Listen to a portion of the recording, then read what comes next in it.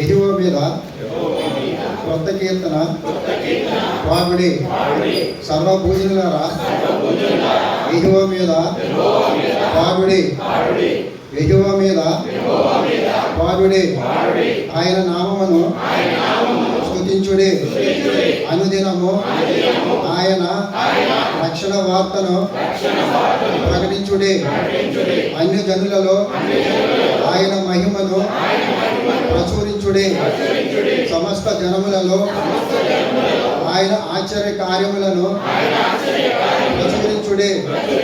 యెహోవా మహాత్మ గలవాడు, ఆయన అధిక స్తోత్రము పొందదగినవాడు, సమస్త దేవతల కంటేను ఆయన పూజనీయుడు. జనములు దేవతలందరూ వట్టి విగ్రహములే. యెహోవా ఆకాశ విశాలమును సృజించిన వాడు, ఘనత ప్రభావములు ఆయన సన్నిధిని ఉన్నవి, బల సౌందర్యములు ఆయన పరిశుద్ధ స్థలములలో ఉన్నవి. జనములు కుటుంబములారా యెహోవాకు చెల్లించుడి, మహిమ బలములు యెహోవాకు చెల్లించుడి. యెహోవా నామమునకు తగిన మహిమ ఆయనకు చెల్లించుడి. నైవేద్యము తీసుకొని ఆయన ఆవరణములోనికి రండి. పరిశుద్ధ ఆలయకారముల ధరించుకొని యెహోవాకి నమస్కారం చేయుడి. సర్వభూజనులారా ఆయన సన్నిధిని వణుకుడి. యెహోవా రాజ్యము చేస్తున్నాడు, లోకము కదలకుండా స్థిరపరచబడి ఉన్నది. ఆయన నామం బట్టి ఆయన జనములను పరిపాలన చేయుని. ఈ వార్తను అన్య జనములలో ప్రకటించుడి. యెహోవా చేయుచున్నాడు, ఆకాశము సంతోషించును గాక, ఆనందించును గాక, సముద్రము దాని సంపూర్ణతయు ఘోషించును గాక, పొలమును దాని అందుగల సర్వమును యెహోవా సన్నిధిని హర్షించును గాక. నవవృక్షములనియు ఉత్సాహధ్వని చేయునుగాక. భూజనులకు తీర్పు తీర్చుటకై యెహోవా ఏచియున్నాడు. న్యాయమును బట్టి లోకమునకు తన విశ్వసత్యను బట్టి జనములకు ఆయన తీర్పు తీర్చున్నాడు. వాక్యం బట్టి దేవుడు దీవించున్నాడు. ఆరాధనకు యోగ్యుడా నిత్యము స్తుతించెదను. నీ మేలులను మరువగనే ఎల్లప్పుడూ స్తుతి పాడెదను. ఆరాధనకు యోగ్యుడా నిత్యము స్తుతించెదను. నీ మేలులను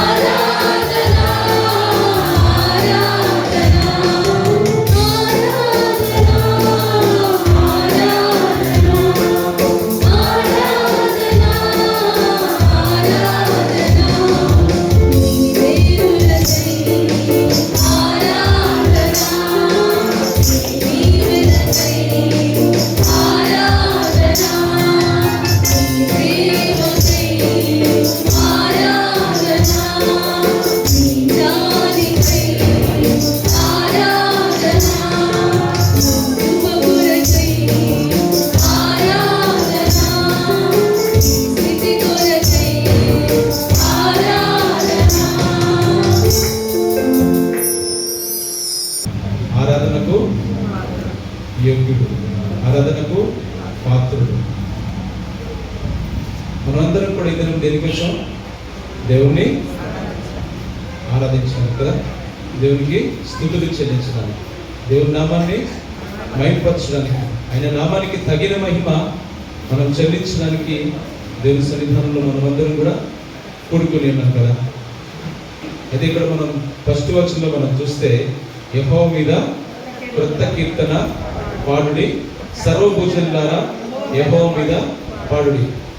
అయితే అందరినీ కూడా దేవుడు పాడమని సెలవిస్తూ ఉన్నాడు కదా. ఒకరిద్దరిని కాదండి, సర్వభూజనులారా, సర్వభూమిలో ఉన్న ప్రతి ఒక్కరిని కూడా. భూమిని ఏం చేశాడు? దేవుడు సృష్టించాడు. భూమిలోని సమస్తాన్ని ఏం చేశాడు? సృష్టించాడు. ఆ విధంగా భూమిలో ఉన్న సమస్తం కూడా ఆయనను స్తుతించాలని ఇక్కడ మాట్లాడుతూ ఉన్నారు. మనం ఇక్కడ 10వ వచనం నుంచి 13వ వచనం వరకు మనం చదువుకున్నట్లయితే ఈ 4వ వచనం ముందు చదువుకుందాం, తర్వాత 5వ వచనం చదువుకుందాం.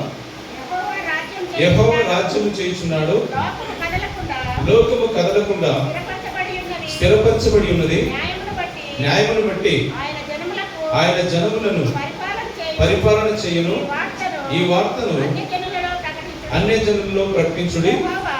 యెహోవా వేయించేయుచున్నాడు, ఆకాశము సంతోషించును గాక, భూమి ఆనందించును గాక, సముద్రమును దాని సంపూర్ణతయు ఘోషించును గాక, పొలమును దాని ఎందుగల సర్వమును యెహోవా సన్నిధిని ప్రహర్షించును గాక, వనవృక్షములన్నీ ఉత్సవములని చేయును గాక. భూజనులకు తీర్పు తీర్చుటకై యెహోవా వేయించేయుచున్నాడు. న్యాయమును బట్టి లోకమునకు, తన విశ్వాసతను బట్టి జనములకు ఆయన తీర్పు తీర్చును.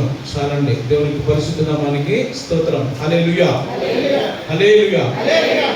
ఇక్కడ ఈ వాక్యాలు ఎందుకు చదివించినానంటే, దేవుడు సృష్టించినవి అన్ని కూడా ఏమేమి కూడా సృష్టించాడంటే, ఆకాశం, భూమి, సముద్రము, దానిలోని అన్ని కూడా, మరి పొలము, దానిలోని సర్వస్వము, వనవృక్షములు, ఇవన్నీ కూడా దేవునికి ఏం చేస్తా ఉండండి?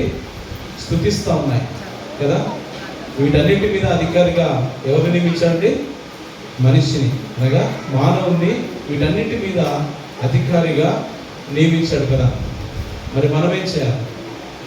దేవుణ్ణి స్తుతించాలి కదా.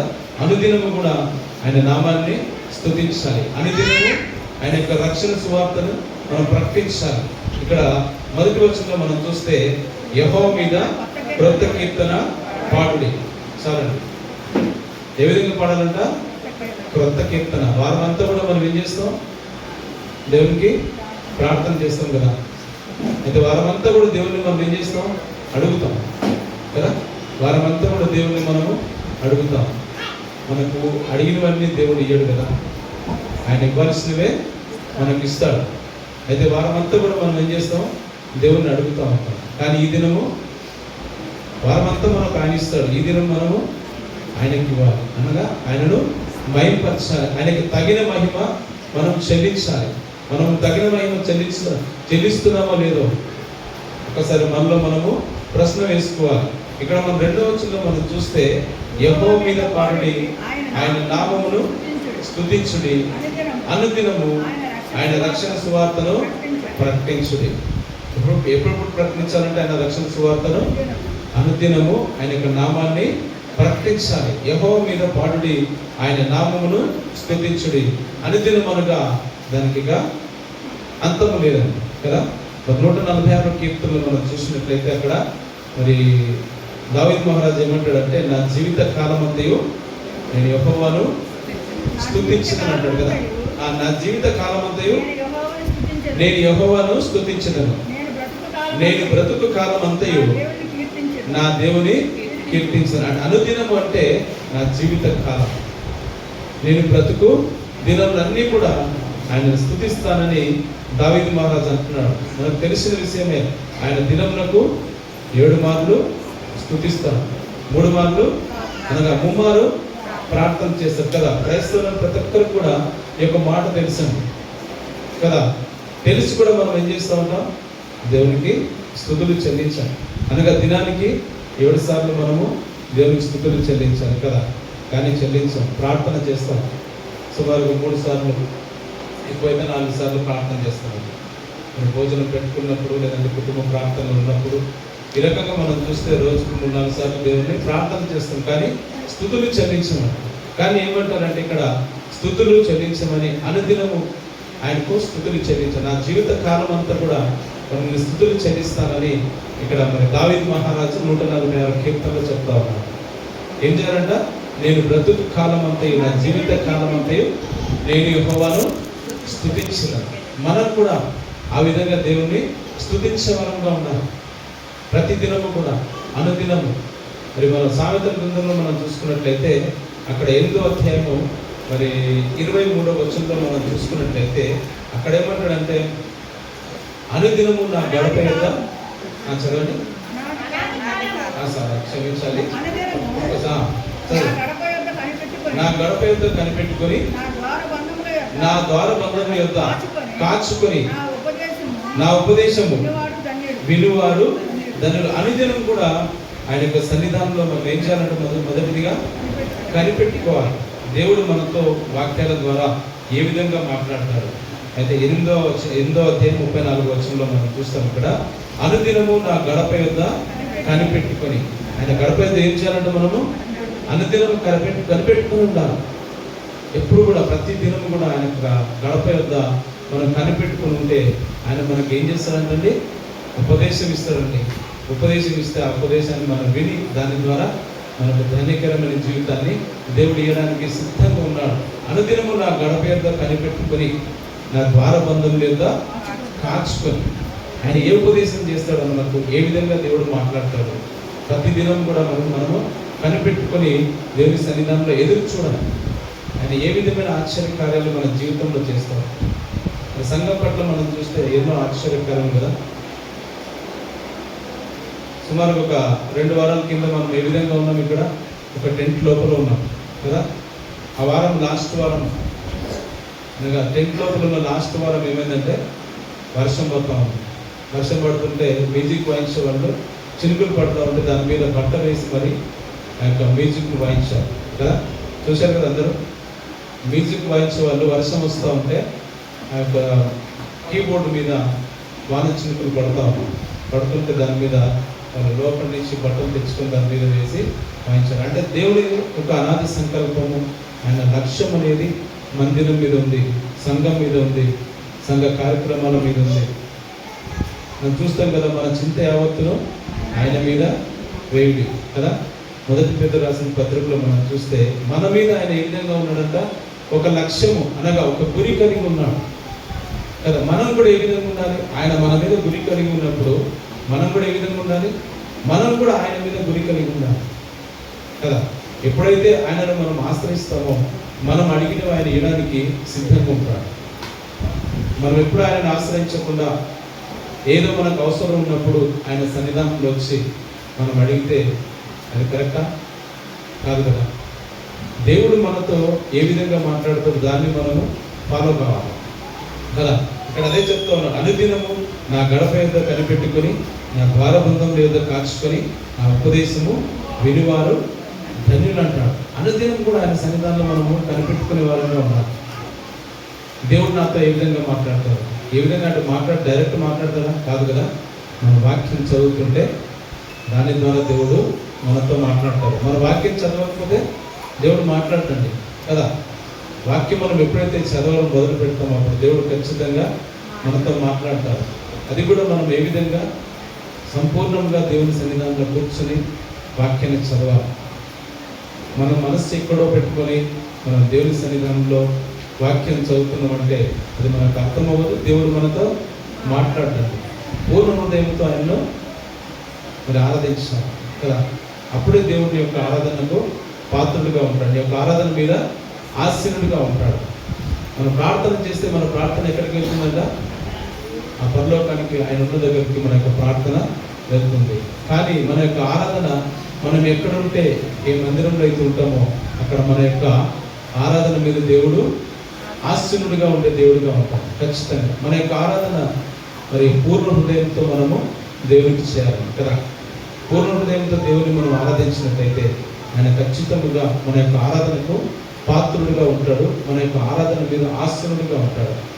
కదా. ప్రార్థన అయితే ఎక్కడ ఇద్దరు కూడుకుంటారో అక్కడ దేవుడు ఉంటాడు. ఆ ప్రార్థన దేవుడు వింటాడు కూడా. మనకు ఆరాధన మాత్రము మన మీద దేవుడు తన యొక్క మనకు అనుదృష్టించే దేవుడుగా, తన యొక్క పరిశుద్ధాత్మను ఇక్కడ కుమ్మరించే దేవుడుగా మరి ఉంటాడు. అయితే ఇక్కడ మనం 96 కీర్తనలు మనం చూసుకున్నట్లయితే, అన్య జనులలో ఆయన మహిమను ప్రచురించుడి, సమస్త జనములలో ఆయన ఆశ్చర్య కార్యములను ప్రచురించుడి. యెహోవా మహత్యము గలవాడు, ఆయన అధిక స్తోత్రము పొందదగిన వాడు, సమస్త దేవతల కంటేను ఆయన పూజ్యనీయుడు. మరి ఇదే వాక్యం మనం చూసుకున్నట్లయితే 95 కీర్తనలో మరి 3వ వచనంలో ఏమంటాడంటే, యెహోవా మహాదేవుడు దేవతలందరికీ పైన మహత్యము గలవాడు. మనము మహత్యము గల దేవుణ్ణి మనము కలిగి ఉన్నాం కదా.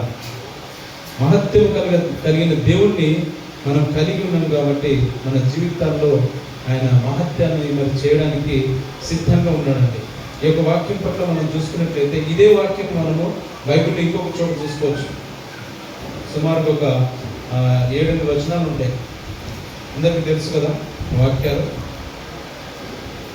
అదే 96వ అధ్యాయంలో మనం చూసినట్లయితే మొదటి దినవృత్తాంతంలో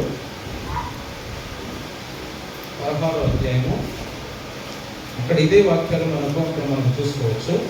16వ అధ్యాయం 23వ వచనం నుంచి మనము 30 వచనాల వరకు చూసుకుంటే, సర్వభూజనులారా యెహోవాను సన్నిధించుడి, అనుదినము ఆయన రక్షణను ప్రకటించుడి, అన్యజనులలో ఆయన మహిమను ప్రచురించుడి, సమస్త జనములలో ఆయన ఆశ్చర్య కార్యాలను ప్రచురించుడి. యెహోవా మహా ఘనత వహించిన వాడు, ఆయన బహుగా స్తుతినకు తగిన వాడు, సమస్త దేవతల కంటే ఆయన పూజ్యుడు, జనముల దేవతలన్నీ ఒకటి విగ్రహములే. యెహోవా ఆకాశ వైశాల్యమును సృజించిన వాడు, ఘనత ప్రభావములు ఆయన సన్నిధిని ఉన్నవి, బలమును సంతోషమును ఆయనతో ఉన్నవి. జనముల కుటుంబంలో యెహోవాకు చెల్లించుడి, మహిమ బలమును యెహోవాకు చెల్లించుడి. యెహోవా నామమునకు తగిన మహిమ ఆయనకు చెల్లించుడి. నైవేద్యమును చేతపుచ్చుకుని ఆయన సన్నిధిని చేరుడి, పరిశుద్ధాలంకారంలో ఆభరణములు ధరించుకుని ఆయన ఎదుట సాగిలపడుడి. భూజనులారా ఆయన సన్నిధిని వణుకుడి, అప్పుడు భూలోకము కదలకుండును, అప్పుడు అది స్థిరపరచబడును. ఇదే వాక్యం మనం ఇక్కడ 96 కీర్తనలో మనము చదువుతా ఉన్నాం, మనం ధ్యానిస్తూ ఉన్నాం కదా. అయితే దేవుడు మరి ఏ విధంగా మనతో మాట్లాడుతున్నాడు అంటే, యెహోవా మహత్యము గలవాడు, ఆయన అధిక స్తోత్రము పొందదగిన వాడు, సమస్త దేవతల కంటే ఆయన పూజ్యనీయుడు. మరి ఆయన మహత్యము మన పట్ల ఉంది కాబట్టి ఈ దినాన మనము ఇక్కడ కూర్చుని కలిగాం. ప్రతి ఒక్కరి పట్ల ఆయన మహత్యము లేకపోతే ఇక్కడ మనము కూర్చుని వాడికి కాదండి. దేవుడి యొక్క మహత్యం ప్రతి ఒక్కరి మీద ఉంది కాబట్టి మరి ఆయన సజీవంగా మనలను ఉంచాడండి. మన దేవుడు ఇలాంటి దేవుడు అండి, సజీవుడు. మనకు యోగ పత్రికలో యోగ గ్రంథంలో మనం చూస్తాం కదా, 19వ అధ్యాయము 25వ వచనంలో మనం చూస్తే అక్కడ నా విమోచకుడు సజీవుడు కదా. సజీవుడు అనే దేవుని మనము కలిగి ఉన్నాం కదా. అయితే నా విమోచకుడు సజీవుడనియు, తర్వాత ఆయన భూమి మీద నిలుచుననియు నేను ఎరుగు. చాలండి. దేవుని యొక్క పరిశుద్ధ నామానికి స్తోత్రం. మన దేవుడు ఏ విధంగా ఉన్నాడంటే సజీవమైన దేవుడు కదా. సజీవమైన దేవుని మనం కూడా ఏ విధంగా ఆరాధించాలి? సజీవంగా. నిన్ను నన్ను ఇది ఇప్పటి వరకు మరి సజీవంగా ఉంచాడు కదా. ఎంతోమంది మనం చూస్తే మనకంటే గొప్పవాళ్ళు, మనకంటే బలవంతులు, మనకంటే అందమైన వారు, మనకంటే డబ్బున్న వారు ఎంతోమంది ఈ లోకం విడిచిపెట్టి వెళ్ళిపోయారండి. కానీ మనల్ని మాత్రం దేవుడు సజీవంగా ఉంచాడు కదా. దేవునికి సన్నిధానంలో ఎందుకు సజీవంగా ఉంచాడంటే, సజీవుని దేవుడిని మనం సజీవంగా ఆత్మతో సత్యముతో ఆయన్ను ఆరాధించడానికి నిన్ను నన్ను మరి ఏర్పాటు చేసుకున్నాడండి. ఎంతోమంది మనకు తెలుసు కదా, కరోనా సమయంలో మంచి మంచి వారు అనగా బలవంతులు, డబ్బున్న వారు, ఈ రకంగా మనం చూస్తే ఆస్తిపరులు ఎంత ఉన్నా కూడా దేవుడు మాత్రం వారిని తీసుకొని వెళ్ళాడు. అనగా వారి యొక్క సమయము అయిపోయింది కాబట్టి వారిని తీసుకుని మనల్ని మాత్రం దేవుడు మరి సజీవంగా వచ్చాడండి. సజీవమైన దేవుని మనం ఏం చేయాలి? సజీవంగా ఆరాధించాలి. ఏ విధంగా ఆరాధించాలి? ఆత్మతో సత్యముతో ఆయన ఆరాధించాలి కదా. యోహాను సువార్త 4:24 వచనంలో మనం చూస్తే ఆయన ఆరాధించేవారు ఆత్మతోనూ సత్యముతోనూ ఆరాధించవద్దని, అట్టివారు కావాలని దేవుడు కోరుతా ఉన్నాడు. ఎట్టివారు కావాలండి? ఆత్మతో సత్యంతో ఆరాధించేవారు కావాలి. మన దేవుడు ఆరాధనకు పాత్రుడు కదా, ఆరాధనకు యోగ్యుడు. ఆయన ప్రేమను మన మీద కుమరించే దేవుడు, ఆయన జాలిని మన మీద చూపే దేవుడు, ఆయన కరుణను మన మీద ఉంచే దేవుడు. ఆ దేవుడు ఆత్మ కనుక ఆయన ఆరాధించేవారు ఆత్మతోను సత్యముతోను ఆరాధింపవలనని. చాలండి అక్కడ చాలా మనకు. అయితే మనము దేవుణ్ణి ఏ విధంగా ఆరాధించాలంట? ఆత్మతో సత్యముతో దేవుణ్ణి హృదయపూర్వకముగా పూర్ణ హృదయంతో దేవుని మనము ఆరాధించాలి.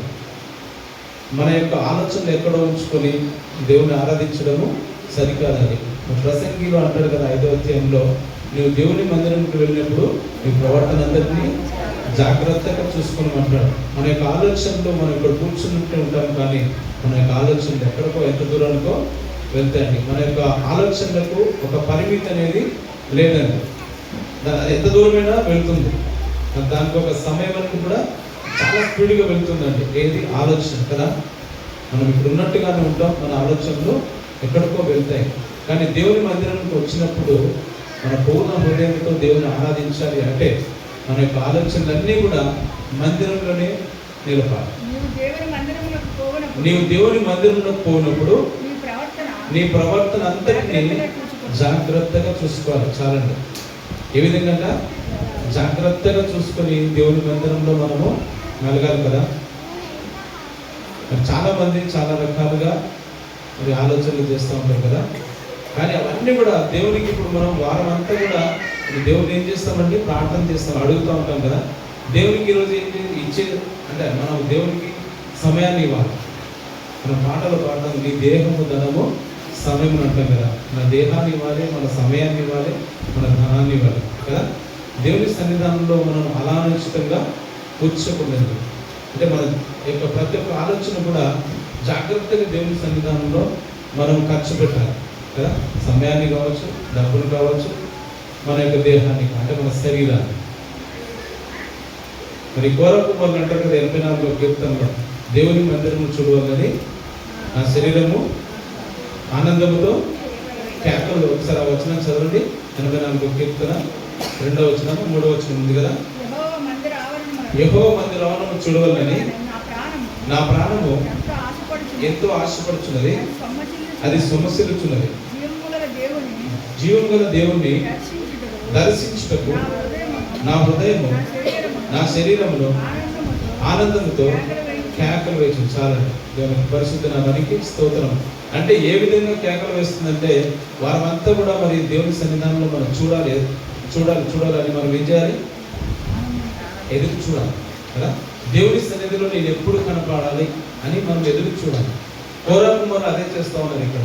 యెహోవా మందిరాలను చూడాలని నా శరీరము నా ప్రాణమును ఆనందముతో కేకలు వేస్తుందంట. అంటే అది జీవులను దేవుని దర్శించాలని సొమ్మసిల్లుచుందంట. సొమ్మసిల్లు ఎప్పుడు పడిపోతారండి? బాగా ఉరికినప్పుడు కదా. బాగా ఉరికినప్పుడు అంటే వాళ్ళు ఉరికిన దానికంటే ఎక్కువ ఆలోచన చేస్తూ ఉన్నారు. ఎవరు? కోరపు కుమారులు. దేని గురించి? దేవుని సన్నిధానంలో నేను ఎప్పుడు కనపడాలా, దేవుని నేను ఎప్పుడు ఆరాధించాలా, దేవుని నేను ఎప్పుడు మహిమపరచాలా, దేవుని నేను ఎప్పుడు స్తుతులు చెల్లించాలి, దేవుని నేను ఎప్పుడు ఆరాధించాలి. మరి ఆ విధంగా మన ఆలోచనలు చేస్తాం. మన ఆలోచనలు కూడా అదే విధంగా ఉన్నారు. బైబిల్లో వాక్యాలన్నీ మరి ఎందుకు పొందుపరిచారంటే దాన్ని మనం ఆచరించి దాని ప్రకారంగా నడుచుకోవాలనే బైబిల్లో ఒక వాక్యాలన్నీ కూడా మనకు సూచిస్తూ ఉన్నాయి కదా. అయితే ఇక్కడ కోరాకుమారులు కూడా ఏ విధంగా దేవుని సన్నిధానంలో కనపడాలో మరి యొక్క మాటలను బట్టి ఒక వాక్యంలో మనకు తెలుస్తూ ఉందన్నమాట. అయితే దేవుని దర్శించుకోవాలని వారి శరీరం కూడా వారి ప్రాణం కూడా మరి జీవంగా దేవుని దర్శించాలని వారి యొక్క ప్రాణము సమస్యలుచుందంట. సమస్యలు ఎప్పుడు జరుగుతుంది? బాగా పరిగెత్తినప్పుడు సమస్యలిపోతారు కదా, సమస్యలు పడిపోతారు కూడా. రన్నింగ్ రేస్లో మనం చూస్తే కొంతమంది ఉరికి గమ్యాన్ని చేరుకోలేక వారికి ఆయాసం వచ్చేసి కింద పడిపోతారు కదా. కొంతమంది ఉరికి విజయాన్ని అంటే పరిగెత్తి విజయాన్ని సంపాదిస్తారు, కొంతమంది మధ్యలోనే పడిపోతారు, అంటే వారి సమస్యలిపోతారు. ఆ విధంగా వీరు కూడా ఏ విధంగా దేవుని సన్నిధానం చూడాలని ఆలోచన చేస్తూ ఉన్నారంటే సమస్యలు పడిపోతూ ఉన్నారు. అనగా దేవుని సన్నిధానం అంత ఆత్రతతో వారు పరిగెత్తుకొని వస్తూ ఉన్నారు. మనం కూడా దేవుని సన్నిధానంలో ఆదివారం ఎప్పుడు కనపడాలి, దేవుని సన్నిధానంలో ఎప్పుడు ఆరాధించాలి, దేవుని ఎప్పుడు మహిమపరచాలి, దేవుని ఎప్పుడు కనపరచాలి, దేవునికి ఎప్పుడు స్తోత్రాలు చెల్లించాలి అని మనం కూడా దేవుని సన్నిధానంలో ఆరాధించడానికి సిద్ధంగా మనం కూడా రావాలి. ఇక్కడ మనము 5వ వచనం 6వ వచనంలో మనం చూసినట్లయితే ఘనత ప్రభావంలో ఆయన సన్నిధిలో ఉన్నవి, బల సౌందర్యములు ఆయన సన్నిధిలో ఉన్నవి. ఎప్పుడైతే మనము దేవుని సన్నిధానంలో ఉంటామో, ఎప్పుడైతే దేవుని సన్నిధికి వస్తామో అప్పుడు మనము అడిగినవన్నీ కూడా దేవుడు ఇస్తారు కదా. మనకు ఘనత కావాలా, ఘనత ఇస్తారు. ప్రభావాలు కావాలా, ప్రభావం ఇస్తారు కదా. బల సౌందర్యములు కావాలా, అన్నీ కూడా ఆయన సన్నిధిలో ఉంటాయండి కదా. మనం అడగడం ఆలస్యం. అడగడం ఏ విధంగా అడగాలంట? పూర్ణ హృదయంతో దేవుణ్ణి అడగాలి. నమ్మకంతో మనం అడిగినవన్నీ పొంది ఉన్నామని అడగాలి. మనం ఏ విధంగా, మన దేవుడు ఏ విధమైన దేవుడు అంట? నమ్మకమైన వాడు. మిమ్మల్ని పిలిచిన వాడు నమ్మదగిన వాడు కదా. వాగ్దానం ఇచ్చి వాగ్దానమును నెరవేర్చే దేవుడు మన దేవుడు కదా. ఇక్కడ ఏమంటాడు? సమస్త దేవతల కంటే అధికమైన స్తోత్రము పొందదగిన దేవుడు. సమస్త దేవతల కంటే ఆయన అధిక స్తోత్రం పొందదగిన వాడు. సమస్త దేవతల కంటే ఆయన పూజ్యుడు, పూజార్హుడు అన్నాడు మన దేవుడు. స్తుతులు చెల్లింప తగిన దేవుడు. యెహోవా నామమునకు తగిన మహిమ ఆయనకు చెల్లించడని ఇక్కడ వాక్యంలో మనం చూస్తూ ఉన్నాం. కానీ మనం చెల్లిస్తున్నాం. మా యొక్క ఉదయకాల సమయంలో ఒక ప్రశ్న వేసుకుంటాం. యెహోవా నామమునకు తగిన మహిమ ఆయనకు చెల్లించునంటాడు. మరి మత్తయి రాసిన సువార్త పత్రికలో మనం చూస్తే 15వ అధ్యాయము 9వ వచనంలో మనం చూస్తే, ఈ ప్రజలు నోటి మాటలతో నా యొద్దకు వచ్చుతున్నారు, వారి యొక్క హృదయము నాకు దూరంగా ఉన్నదని అక్కడ వాక్యంలో సెలవిస్తారు. అదే వాక్యం మనం చూస్తుంటే మరి యెషయా గ్రంథంలో మనం చూస్తే 29వ అధ్యాయము 13వ వచనంలో అదే మాట మనం చూసుకోవచ్చు. ఒకసారి మత్తయి సువార్త చదవండి. ఈ ప్రజలు తమ పెదవులతో నన్ను గనపరచుదురు, కానీ వారి హృదయము నాకు దూరముగా ఉన్నది.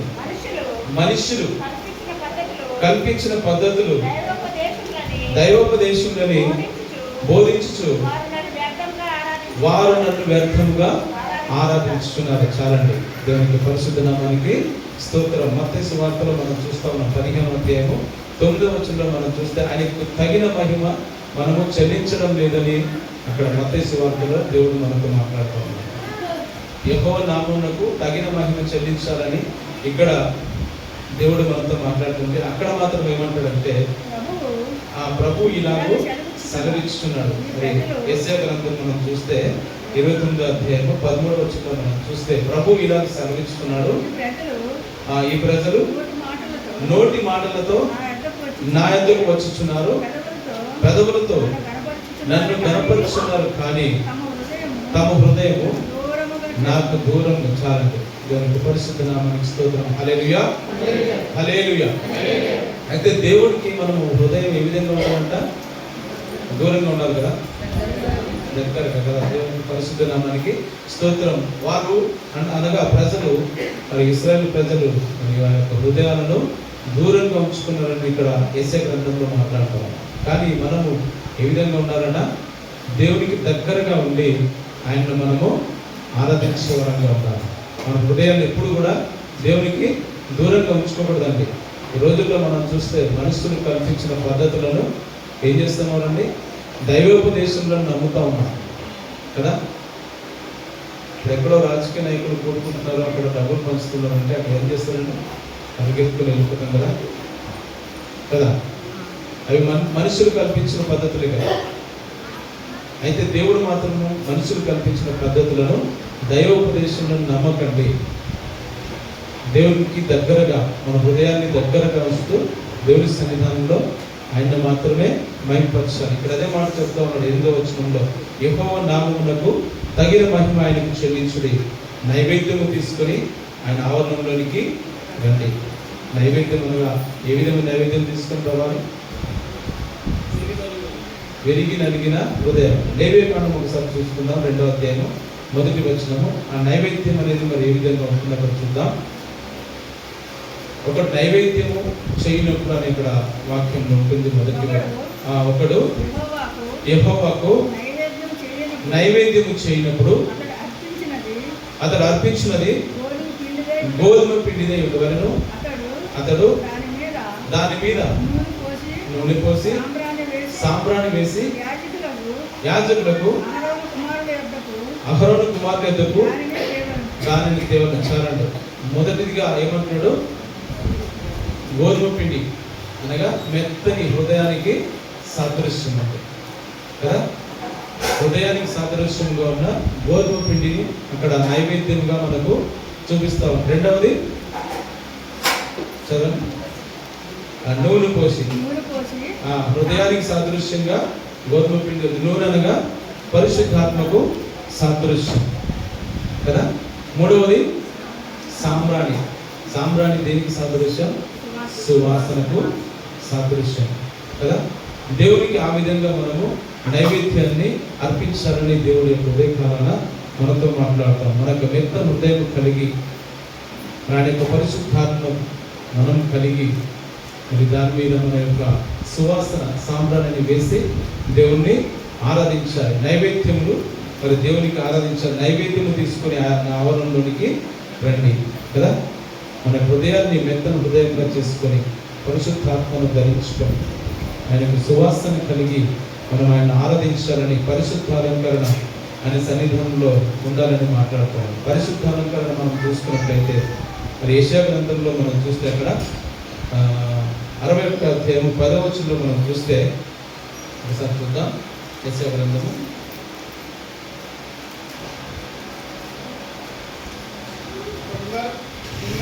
శృంగారమైన బాగా ధరించుకున్న పెండ్లి కుమారుని రీతిగాను ఆభరణములతో అలంకరించుకున్న పెండ్లి కుమార్తె రీతిగాను ఆయన రక్షణ వస్త్రములను నాకు ధరింప చేస్తున్నాడు.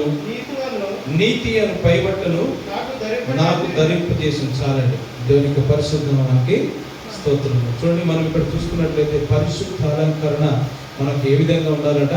శృంగారమైన బాగా ధరించుకున్న పెళ్లి కుమారుని రీతిగాను. పెళ్లి కుమారుడు ఆ రోజు మరి పెళ్లి జరిగే సమయంలో ఏ విధంగా ఉంటాడండి? పరిశుద్ధాత్మ కలిగి ఉంటాడు. ఏ విధంగా? ఉపవాసంతో ఉంటాడు కదా పెళ్లి కుమారుడు కానీ పెళ్లి కుమార్తె కానీ.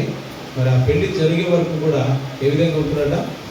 ఉపవాసముతో అనగా పవిత్రముగా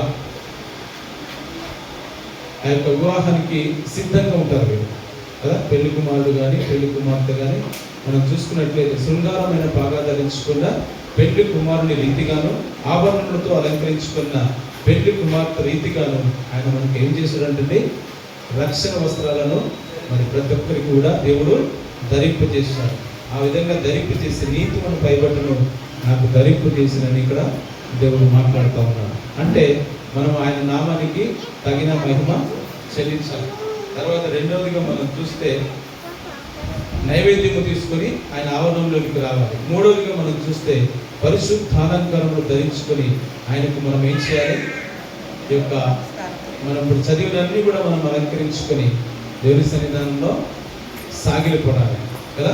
నమస్కారం చేయాలి, ఆయనకు స్తుతులు చెల్లించాలి. సర్వభూజన్ ద్వారా ఆయన సన్నిధిని వణుకుడు అంటున్నాడు కదా. దేవుని సన్నిధానంలో ఎప్పుడైతే మనము వణుకు కలిగి అనగా భయం కలిగి ఉంటామో దేవుడు నిన్ను నన్ను దృష్టించేవాడుగా ఉంటాడు. 66 యెషయా గ్రంథము 66వ అధ్యాయంలో మనం చూసినట్లయితే ఎవరి వీరుడైన ఆ మాట విని వణుకుచుండునో వానినే నేను దృష్టించుచున్నాను అంటాడు కదా. 66వ అధ్యాయము యెషయా గ్రంథము మనం అక్కడ చూస్తే సమయం కూడా చాలా అయిపోయింది. ఒక వాక్యాన్ని చూసుకొని ఎవడు దీనుడై నలిగిన హృదయం కలవాడు నా మాట విని వణుకుచుండును వానినే నేను దృష్టించుతున్నాను. చాలా మనం ఎప్పుడైనా కూడా నలిగిన హృదయం గలవారంగా ఉండాలి కదా. మన ధీరత్వం కలిగి ఉండాలి. దేవుడి దృష్టి మన మీద ఉండాలంటే మనం ఏ విధంగా ఉండాలి? ఆయన మాట విని వణుకుచు ఉంటే ఆయన దృష్టి మన మీద ఉంటుంది. మనం ఎప్పుడు కూడా దీనదశలో ఉంటే ఆయన ఏం చేస్తాడండి? జ్ఞాపకం చేసుకుంటాడు.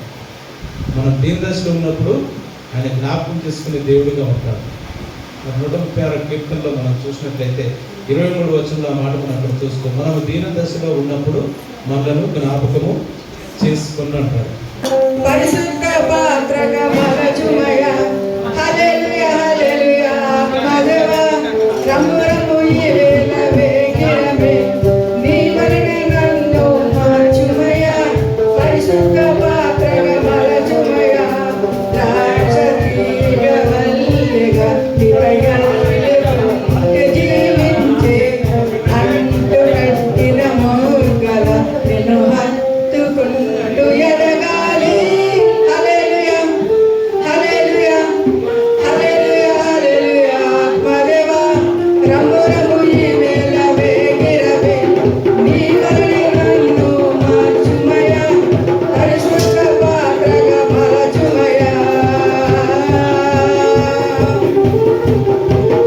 నా సర్వం నీకే సొంతం నీవే నా ఆధారం నాకంటూ లేదు ఇష్టం చేసేదాని చిత్తం నా సర్వం నీకే సొంతం నీవే నా ఆధారం నీకంటూ లేదు ఇష్టం చేసేదాని చిత్తం నా పరుగు తుదముట్టించు జయవీరుడు కాగా ఆ గడియ ఎంతో రమ్యం అది నీవ వాంఛ హల్లెలూయా హల్లెలూయా హల్లెలూయా హల్లెలూయా మదేవా రమ్ము రమ్ము ఈ వేళ వేగిరవే నీ వలనే నన్ను మార్చుమయ పరిశుద్ధ పాత్రగా మలచుమయ హల్లెలూయా హల్లెలూయా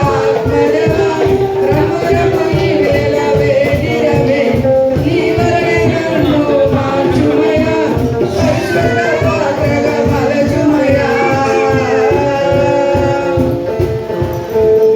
నా లోపం సవరించు చీకటిని తొలగించు నా మనవి మన్నించు నాలోనే నివసించు నా లోపం సవరించు చీకటిని తొలగించు నా మనవి మన్నించు నాలోనే నివసించు నికాశ జీవపుడంబం తొలగించుమయ్యా మానేత్రం నిన్ను చూడ వెలిగించుమయ్యా హల్లెలూయా హల్లెలూయా హల్లెలూయా హల్లెలూయా మదేవా రమ్ము రమ్ము ఈ వేళ వేగిరవే నీ వలనే నన్ను మార్చుమయ పరిశుద్ధ పాత్రగా మలచుమయ హల్లెలూయా హల్లెలూయా మదేవా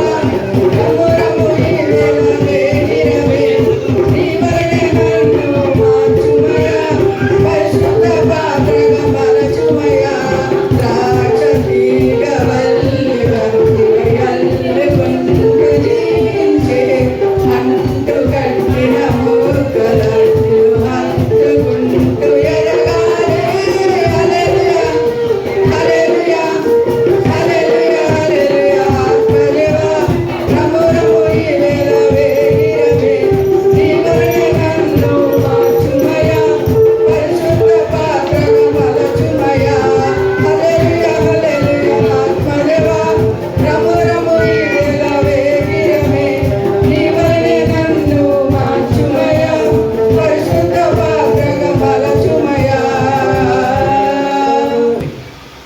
ఎరుకో గోడలు కేకలు వేస్తే కూలిపోవడం అసాధారణం. 12 సంవత్సరాల నుంచి రక్తస్రావపు రోగం గల స్త్రీ ఒక బట్ట ముట్టుకుంటే ఆ రక్తస్రావం ఆగిపోవడం అసాధారణం.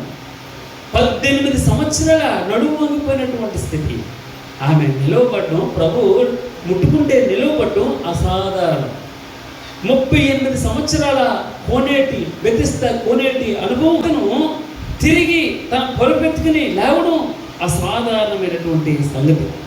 4 రోజులైంది కుళ్ళిపోయినటువంటి శవం. 4 రోజులైంది కుళ్ళిపోయినటువంటి శవం మారుతంటే ప్రభువా వాసన వస్తాడు, తీయద్దు. ప్రభు అన్నాడు, నమ్మితే నీవు దేవుని మహిమని చూస్తావు. నమ్మితే నువ్వు దేవుని మహిమను చూస్తావు. 4 రోజులు కుళ్ళిపోయిన శవం బ్రతకడం అసాధారణం. చేప కడుపులో యోన 3 రోజులు బ్రతకడం అసాధారణం.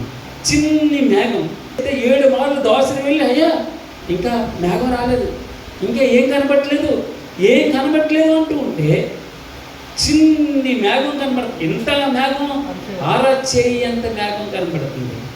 అరచేయంత మేఘం, మోపుడైన వర్షం. మోపుడే అంటే అసలు ఎడతెరిపి లేనటువంటి వర్షం కురవడం అసాధారణం. తూర్పు గాలి ఎర్ర సముద్రాన్ని 2 పాయలుగా చేసి గోడల్లా ఇక్కడ ఈ గోడలా ఉంది అలా మధ్యలో దారిచ్చిందట. ఒక ఎర్ర సముద్రాన్ని చీల్చివేయబడి గాలి చీల్చివేస్తుంది, గోడల వల్ల ఏర్పడుతుంది. ఇది అసాధారణమైనటువంటి సంగతి. సాధారణంగా జరగవి, అసాధారణం, అద్భుతం. పాడిని ముట్టుకున్నాడు, మోసుకుని వెళ్ళిపోతున్నారు. ఒక్కతే కుమారుడు పాడిని ముట్టుకున్నాడు, ప్రభు లేచిపోయాడు. చనిపోయిన వాడు తిరిగి లేవడం అసాధారణం. ఎక్కడ జరిగితే వింటుంటారు, ఆశ్చర్యం అంటారు. ఓచి చేయండి, సన్నగా ఉన్న చెయ్యి, ఎండిపోయింది చెయ్యి, గర్భవతం ఎండిపోయినటువంటి చెయ్యి మరలా మామూలు చెయ్యి అవడం, ఇది అసాధారణం. కుష్ఠవ్యాధి శుద్ధులు కావడం, తన చేతులు కుళ్ళు అనే ఇంకొక డ్రెస్సులు కారుతున్నాయి, కట్ట అయిపోయిన సగానికి తినేసి వేళ్ళే లేవు, మరలా వేలు పుట్టుకొస్తున్నాయి. అసాధారణమైనటువంటి సంగతి. పుట్టుగురుడ్డువాడు చీల మండలంలో బలం లేదు, కాళ్ళలో సత్తువ లేదు. అసాధారణం. ఆయన అద్భుతం చేస్తే అసాధారణంగా ఉంటుంది. నీళ్ళు ముంచుకెళ్ళిన వాళ్ళకి కానీ ఎవరికో తెలియట్లేదు. ఆ నీళ్లు ముంచి తీసుకెళ్తున్నాడు. అబ్బా మీ ఓనర్ చాలా మంచోడయ్యా, అందరూ మత్తుగా ఉన్నప్పుడు జబ్బురసం పట్టుకొని చేసేస్తారు. అయితే మీ యజమానుడు ఇంకా మంచి ద్రాక్షారసం ఉంచుకొని ఉన్నాడని ఎంత అవమానం రావాల్సిన ఇంటికి సంతోషం, ఘనత రావడం అసాధారణం. ఆయన అసాధారణమైనటువంటి కార్యాలు మన జీవితాల్లో మూసుకుపోయినటువంటి సిచ్యువేషన్స్, మన జీవితాల్లో కూడా ఆ ఎర్ర సముద్రం అంత ఆపద ఉంటుంది, హోరో సైన్యం అంత కష్టం ఉంటుంది, శూన్యంగా ఉంటుంది, ఏం చేయాలో అర్థం కానటువంటి స్థితి. నేను మిమ్మల్ని గురించి చింతించుచున్నాను అంటే ఫుట్ నోట్లో ఒక మాట వ్రాయబడింది. నేను మిమ్మల్ని లక్ష్యము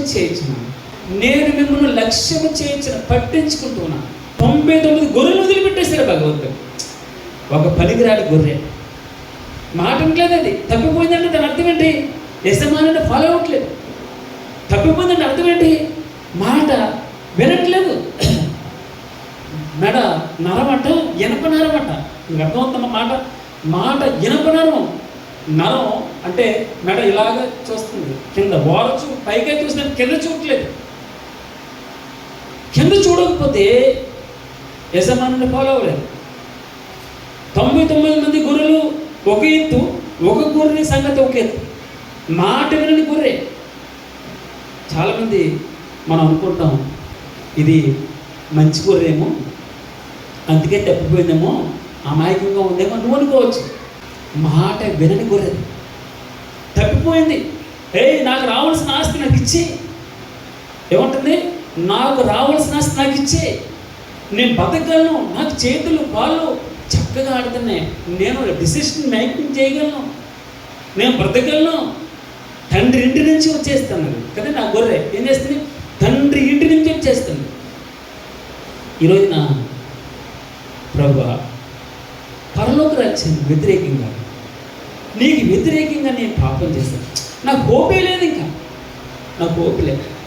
నా బలాన్ని నమ్ముకున్నాను, నా యొక్క శక్తిని నమ్ముకున్నాను, నా చదువు నమ్ముకున్నాను, నా ఉద్యోగం నమ్ముకున్నాను, నా జీవితాన్ని నమ్ముకున్నాను, నా పాడి పంటలు నమ్ముకున్నాను. ఈ రోజున ఒంటరిగా మిగిలాడు ప్రభా. ఓటుకున్నాను నేను. ఏమంటున్నాను తెలుసు? ఓటుకున్నాను, ఒంటరి వాడును, ఇంటి మీద ఒంటిగా పీల్చుకుని ప్రభా. నాకు తండ్రి చీకటి గల దొంగ వీపులో కూరుకుపోయాడు. అసలు నా అంతటా నా కాలు రావడానికి అవ్వట్లేదు ప్రభు. నా కాళ్ళు చీకటి గల దొంగ ఊపులు తూరిపోయి ఉన్నాయి. అది ప్రయత్నం చేస్తుంది. మీకు అర్థమైందో లేదో ఎప్పుడైనా దొంగ ఊపు గురించి మీకు తెలిసింది. చెరువుల్లో దొంగ ఊపులు ఉంటాయి. నీ పైన చక్కగా ఉంటుంది, నువ్వు కాలు వేస్తే అది లోపలికి వెళ్ళిపోతే లాగేసుకుంటూ ఉంటుంది. దొంగ ఊపి చీకటి గల దొంగ జిగురు ఉంటుంది. కాళ్ళు పైకి తీసి చచ్చిపోయి ఇంకా అయిపోయింది నా బ్రతుకు, నాకు హోప్ లేదు, బ్రతకదామన్న ఆశ లేదు నాకు. ఇంటి మీద ఒంటిగా పిచ్చుకొని ప్రభు, ఓటుకున్నాను అడవులని గూడబాతును ప్రభు, అడవులని గూడబాతును తండ్రిని ఓటుకుంటున్నా అయిపోయాను. లెక్కలేదు నాకు, నన్ను ఎవరు పెట్టించుకోరు ప్రభు. నేను నలుగురిలో కూర్చుంటే నన్ను పలకరించేవారు లేరు. దేవాదేవుని అందుకే మనం స్తుతించడానికి ఎంత మనం భాగ్యవంతులము. ఆయన మనసారా ఆయనకి కృతజ్ఞతాస్తుతులు చెల్లించడానికి, గలమెత్తి పాడడానికి, జయ జయధ్వనులు చేయడానికి, ఆయన యేసు నామ స్మరణ లాస్ట్ పాట నాకు చాలా నన్ను బాగా ఇన్స్పైర్. యేసు నామ స్మరణలో ఎట్టి వ్యాధి అయినా, అది ఎట్టి కష్టమైనా యేసు నామములో, మనుషులు కాదు, యేసు నామములో ఎట్టి వ్యాధి అయినా, ఎట్టి సమస్య అయినా, ఎట్టి రోగమైనా, ఎట్టి ఆపదైనా, ఎట్టి కష్టమైన, ఎట్టి కోరికైనా, ఎట్టిదైనా అది ఎట్టిదైనా యేసు నామ స్మరణ, యేసు నామం. అందుకే యేసు నామం అనగా వాక్యం. ఆ నామాన్ని నోట్లో వలివేస్తుంటే, వింటూ ఉంటే, మాట్లాడుతుంటే, పలకరించుకుంటూ ఉంటే యేసు నామంలో స్వస్థత, యేసు నామంలో ఆరోగ్యం, యేసు నామంలో సంపూర్ణమైన విజయం, అంధకార సంబంధమైన ఎట్టి వాటినైనా సరే యేసు నామంలో. ఆయన అసాధారణమైనదండి. మన జీవితంలో మనం పట్టించుకోవడమే అసాధారణం. మనం అసాధారణమైనటువంటి వారు. ఆయన మనల్ని పట్టించుకోవడం, లక్ష్యం చేయడం. నేను మిమ్ముని గురించి చింతించడం చాలా ఇష్టమైన మాట. అతడు నా చేయి పట్టుకొని ఉన్నాడు గనుక, ఏమన్నా మాట చదువుతున్నామా? అతడు యెహోవా అతని చెయ్యి పట్టుకొని ఉన్నాడు గనుక అతడు నేలని పడినాను లేవలేక ఉన్నాడు. నీ చేతితో నన్ను పట్టుకో,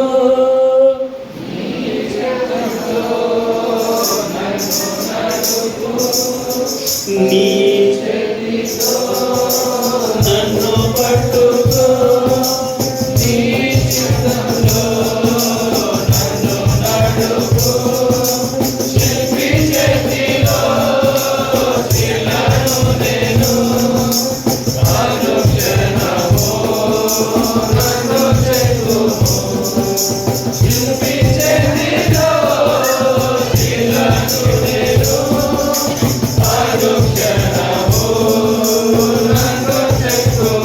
ప్రభువా నీ చేతితో నన్ను పట్టుకో, నీ చేతుల్లో భద్రత ఉంటుంది. మహోన్నతిని చాటున, ఎక్కడమ్మా? మహోన్నతిని చాటున నివసించువాడే సర్వశక్తిని నీడన విశ్రమించు. యెహోవా నీడలు, ఆయన చేతులు పెద్ద చేతులండి. యెషయా గ్రంథంలో ఒక మాట, రక్షింపనేరకయున్నట్లు యెహోవా హస్తం కొరచుగా. ప్రభువా నీ చేతితో నన్ను పట్టుకో, నీ హస్తాల్లోకి నేను రావాలి, హంబులుగా రావాలి. 99 మంది గొర్రెల నుంచి తప్పిపోయింది గొర్రె, ఎక్కడెక్కడో తిరుగుతుంది. ప్రభు వారు వెతకను, ఆయన నా దగ్గరకు వచ్చాడండి. నేను మరలా చెప్తాను, మీకు తెలియనటువంటి విషయాలు ఏం కాదు. నేను మరలా మనం భగవంతుని ఆయన నామస్మరణ చేస్తూ, మనం ఆయన నామస్మరణలో, ఆయన జ్ఞాపకాల్లో మనకి ఆరోగ్యం ఉంటుంది, మనకి సంతోషం ఉంటుంది, సమాధానం, తృప్తి ఉంటుంది.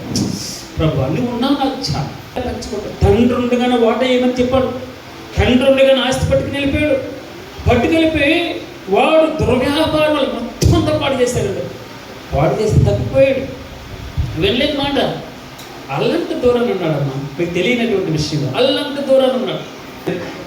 భగవంతుడు చేయి చాపాడమ్మా, ఏ గొంతులోకి వెళ్ళిపోయిందో, ఎక్కడది, ఏ గుంట అంటే ఏంటి తెలుసమ్మా?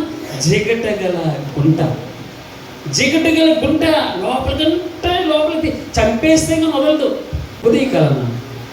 అందుకే మనకి కళ్ళు సరిగా పనిచేస్తున్నప్పుడు, చెవులు సరిగా వినపడుతూ ఉన్నప్పుడు, కాళ్ళు సత్తువు కలిగి ఉన్నప్పుడు, చేతులు సరిగా పనిచేస్తున్నప్పుడు మనం అటువైపు దిక్కు చూడకూడదు. అంత అయిపోయిన తర్వాత వచ్చి ఆపాదమస్తకం సజీవయాగం ఏమని పాట పడుతున్నాం? ఆపాదమస్తకం మొత్తం సర్వనికాండం ఏమర్పించాం మనం? మొత్తం అంటే దొంగ ఊపిలో దూరిపోయి ఈ రోజున ఖాళీ బోన్లు ఉన్నాయి, బోన్స్ ఉన్నాయి, కండలేదు, పిప్ అయిపోయింది. అయినా కూడా ఇంత దారుణమైన సిచ్యువేషన్లో కూడా భగవంతుడు నీ ఒక్కడి కోసమే వెతికి వస్తున్నాడట. వెతికంటే తెలుసా నిన్న కనుక్కొని రక్తంలో పొరలాడుతున్నాడు. అసహ్యంగా ఉన్నాడు, చూడని అసహ్యంగా ఉన్నాడు. అర్థం కావట్లే, చూడని అసహ్యంగా ఉన్నాడు. అసహ్యంగా మా రక్తం ఎలా ఉంటుంది? అసహ్యంగా ఉండదు. పుట్టిన పిల్లలు ఏం చేస్తారు? శుభ్రం చేయదు. ఎలా ఉంటారు? అసహ్యంగా ఉంటాడు. ఆ ఎవరు కూడా ఉప్పు రాయలేదు, బట్ట చుట్టలేదు, ఎవరు స్నానం చేయించలేదు. దేవదేవుడు ఆయన మన దగ్గరికి వచ్చి, చూడండి ఎంత అద్భుతమైన ప్రేమ. ఆయన మన దగ్గరికి వచ్చి మనల్ని చూసి బ్రతకమని చెప్పాడట. యెహెజ్కేలు గ్రంథం 16వ అధ్యాయం. యెహోవా అతని చేయి పట్టుకుని ఉన్నాడు కనుక అతడు నేలను పడినను లేవలేకైనడు. మరలా చెప్తాం, అందరూ చెప్తాం ఈ మాట. కీర్తన 37:24. యెహోవా అతని చెయ్యి పట్టుకుని ఉన్నాడు కనుక అతడు నేలను పడినను లేవలేకైనడు. మరలా చెప్తాము, యెహోవా అతని చెయ్యి పట్టుకుని ఉన్నాడు కనుక అతడు నేలను పడినను లేవలేక ఉన్నాడు. అందుకే యెషయా గ్రంథం 41వ అధ్యాయం 14వ వచనంలో పురుగు వంటి యాకోబు ఏమన్నాడమ్మా? పురుగు వంటి యాకోబు స్వల్ప జనమగు ఇశ్రాయేలు భయపడుతుంది. పురుగు వంటి యాకోబు స్వల్ప జనమగు ఇశ్రాయేలు ఏమన్నాడమ్మా? భయపడద్దు, నేను నీకు సహాయం చేస్తానని. పై మాటలో మాట నీ కుడి చేతిని పట్టుకుని ఉన్న మాట చదవండి బ్రదర్. నీ దేవుడని యెహోవాను నీ దేవుడని యెహోవాను నేను భయపడకుము, నేను నీకు సహాయం చేసేదను చెప్పుచు నీ కుడి చేతిని పట్టుకొని. లక్ష్మమ్మ గారు అన్నారు అన్నమాట. ఏమన్నాడు? నీ కుడి చేతిని. స్తోత్రం ప్రభా. ఏమన్నాడు ఇక్కడ? యెహోవా అతని చేయి పట్టుకుని ఉన్నాడు కనుక అతడు నేలను పడినను లేవలేక ఉండలేడు. చిన్నపిల్లలు ఇక్కడ 1, 2, 3, 4, 5 పిల్లలు ఉంటారు ఇక్కడ. ఆ అమ్మ కన్నులాగా ఉంటుంది. ఒక కన్ను మా ఇక్కడ ఉంటుంది, ఒక కన్ను వాళ్ళ అబ్బాయి మీద ఉంటుంది. ఈడేం చేస్తున్నాడు, ఎక్కడ తిరుగుతుంది ఏంటి అని చెప్పేసి మన సుజాత గారు ఇక్కడ వాక్యం వింటానన్నారు. ఆ మనవరాలు ఎక్కడుందని అలా ఒక సగం మనసు అక్కడ ఉంటే సగం మనసు ఇక్కడ ఉంటుంది. ఎందుకు వారి చేతుల్లో బిడ్డలు ఉండాలి, లేకపోతే ఏమవుతుంది? పడిపోతారు వాళ్ళు. కుడి చేతిలో, ఎవరు కుడి చేతిలో? ఆయన కుడి చేతిలో మనం ఉండాలి. ఆయన చేతులు గట్టిగా పట్టుకోవాలి. అప్పుడు పడిపోయినా కూడా వాడు పడిపోయినా కూడా అంగ లేపుతున్నాడు. అంటే దాని అర్థం ఏంటి? పడిపోయినను ఆ చేతుల్లో మనం ఉంటే భద్రంగా మరలా తిరిగి లేపబడతాం. దేవుని నామమునికి మహిమ. మీరే స్వపరీక్ష చేసుకోండి. నేను దేవుని హస్తాల్లో ఉన్నానా లేదా? ఆయన కుడి చేతిలో మనం భద్రత, ఆయన చేతుల్లో భద్రత ఉంటుంది. ఆయన అన్నాడు కదా, భద్రత అంటే ఎక్కడి నుంచి వస్తుందంటే, చూడు మీరందరూ నిద్రపోతారు తల్లులు, అమలారా మీరు నిద్రపోయినప్పుడు మెలుగుగా ఉంటారా? మీ అమ్మకప్పు చెప్పేసి వెళ్ళిపోతారు, అవునా కదా? మీ అమ్మకప్పు చెప్పేసి, అమ్మ నిద్ర వస్తుంది కాసేపు పడుకుంటానని. ఆమె ఏడనివ్వండి, క్యారమనివ్వండి, ఏమైనా అలర్ట్ చేయనివ్వండి, వాళ్ళు మా అమ్మ చూసుకుంటుందిలే. ఎవరు? తల్లి అనుకుంటుంది. భగవంతుని ఒకవేళ తల్లి అయినా మర్చిపోతుందేమో, ఒకవేళ తండ్రి అయినా చేయి విడిచిపెడతాడని. చూడుము నర చేతుల్లో. స్తోత్రం ప్రభా. ఎక్కడమ్మా? నర చేతిలో నేను నిన్ను చెక్కి ఉన్నాను. నిన్ను ఎప్పుడు చెక్కుకోవడం అంటే ఏంటి తెలుసమ్మా? మన ఇలాగ ఎప్పుడు చేతులు చూస్తూనే ఉంటాం కదా, చేతులు చూస్తూనే ఉన్న చేతులు మన కళ్ళ ముందులో ఉంటే నర చేతిలో, ఆయన చేతుల్లో మనం ఉంటాం, చేతుల్లో తిరుగులాడుతూ ఉంటాం. చేతుల్లో చెక్కుకున్నాడట ఒక్కరిగానే. మీరు గుంపులో కాదు, మరలా చెప్తాను, మీరు గుంపులో కాదు, ఒక్కరిగానే ఉన్నారు. మీరు స్పెషల్గానే తెలుసు. నేను ఏదో కాస్త ఇదే చెప్తున్నాను అనుకోవచ్చు, కానీ నేను ఒక మాట చెప్తున్నాను. ఆయన చేతుల్లో మనం ఎలా ఉంటామంటే, మీరు చూడండి, నీళ్ళ చెవులట ప్రపంచంలో ఎవరికి ఉండబట్టమ్మా. మీకు తెలుసా? నీకు ఒక్కరిగా ఉంటాయంటే చెవులు. ఈ కళ్ళుకున్న రెటీనా నీ ఒక్కరిగా ఉంటుందట. ఈ వేలు ముద్రలు ప్రపంచంలో నీ ఒక్కరిగా ఉంటాయి. ఎక్కడికి వెళ్ళినా నువ్వు అంటే మీకు అర్థమవుతుందన్నమాట. మిమ్మల్ని పేరు పెట్టి పిలుస్తాం. మీరు ఆయనకు తెలుసు, ఒక్కరిగానే తెలుసు. మీరు దేవుడు అంటే నీకు ఆయనకే సంబంధం. ఇతరుల ఎవరితో గుంపులో కాదు. నేను ఎంత సంఘంలో ఉన్నానో 700 కోట్లలో ఎంతటి వాడిని నేను సముద్రం నో. ఆయనకి నువ్వు స్పెషల్గా తెలుసు, నీ సిచ్యువేషన్ తెలుసు, నీ పరిస్థితులు తెలుసు. అందుకే అతను ఆయన చేతిలో నువ్వు భద్రంగా ఉన్నావు. నువ్వు ఎప్పుడు పడిపోయినా సరే లేపుతాడైనా. ఏమన్నాడు అక్కడ? యెహోవా అతని చెయ్యి పట్టుకొని ఉన్నాడు కనుక అతను నేలన పడినను లేవలేక ఉండలేడు. అందుకే 94వ కీర్తన 18వ వచనం చూడండి. నా కాళ్ళు జారినని నేను అనుకొనిగా జీవితాల్లో జారవండి. అందుకే ఒక మాట కూడా మనం చూస్తాం ఇక్కడ సామెతలు 24:16 వచనంలో నీతిమంతులు 7 మారులు పడినను తిరిగి లేతువని వ్రాయబడింది. సుదర్శనాయ్ గారు అంతే కదా, ఏమనుంది? నీతిమంతులు పడిపోయినా కూడా 7 మార్లు లేస్తారట. 7 మార్లు పడిపోయిన లేస్తారు, తిరిగి లేస్తారు, పడిపోయిన స్థితిలో ఉండరు. ఎందుకో తెలుసా? నన్ను బలపరచు అని ఎంతో నేను సమస్తము చేయలేడు. నా శక్తి మీద నేను ఆధారపడితే లేవలేను, నా బలం మీద నేను ఆధారపడితే లేవలేను. నన్ను పోషించే దేవుడు అండి, నన్ను రక్షించేటటువంటి దేవుడు, నన్ను విడిచిపెట్టడు. ఆయన భద్రమైన చేతిలో ఉన్నాను. ఈరోజు కష్టం రావచ్చు, బాధ రావచ్చు. నాకు చాలా ఇష్టమైన మాట, ఆకాశం మందు ప్రభువా నీవు తప్ప నాకెవరున్నారు, నీవు నా గుండెగా లోకంలో ఏది వద్దు ప్రభా, నీవు ఉంటే ఒక్కడు ఉంటే చాలు ప్రభువా. నా హృదయం కురిసించిపోయినా, నా శరీరం కురిసి నిత్యము నీవు నాకు ఆశ్రయదుర్గంగా ఉన్నావు. ఆశ్రయదుర్గం అంటే నాకు ఆశ్రయం ఇచ్చే దేవుడు. నీ భద్రమైన చేతులు కనురెప్పలే కాపాడతారు. ఏమన్నాడమ్మా? నన్ను ముట్టుకుంటే నా బిడ్డలు ముట్టుకున్న కనుగురుడును ముట్టుకున్నట్టే. అంటే దాని అర్థం ఏంటి? ఆయన కనురెప్పల వలె మనల్ని కాపాడుతున్నాడు.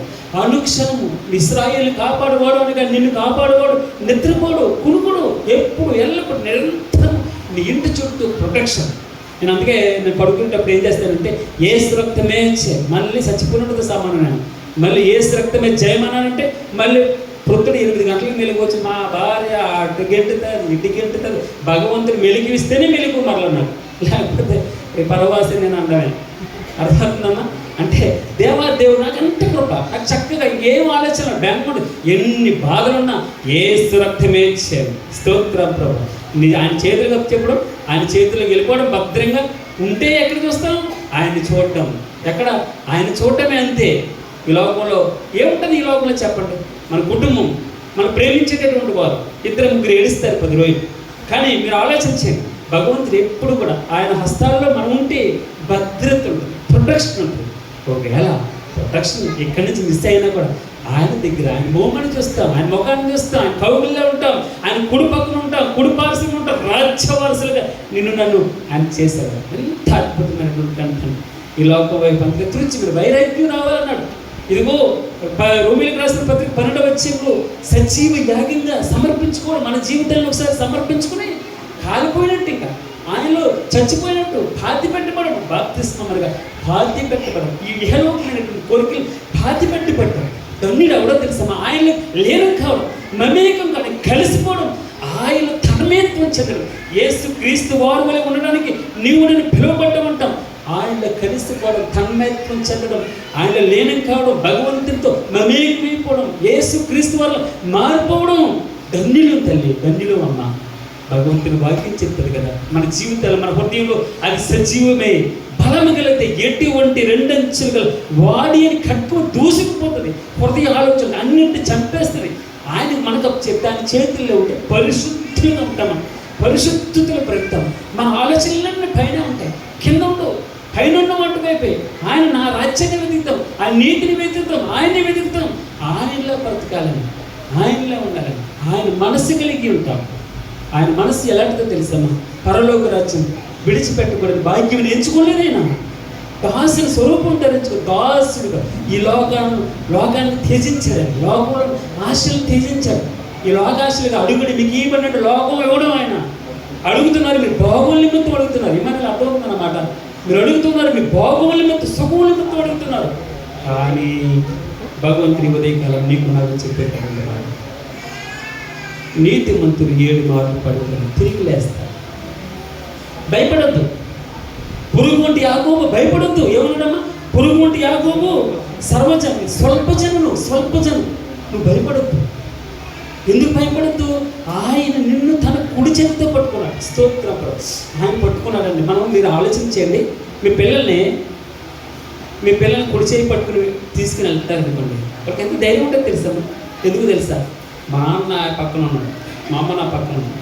మీరు చిన్నపిల్లలు స్కూల్లో దెబ్బలాడుకుంటా ఉంటారు, గిల్లి గజ్జాలు అంటారు కదా, గజ్జాలు పెట్టుకుని ఆడేం చెప్తారు తెలుసా?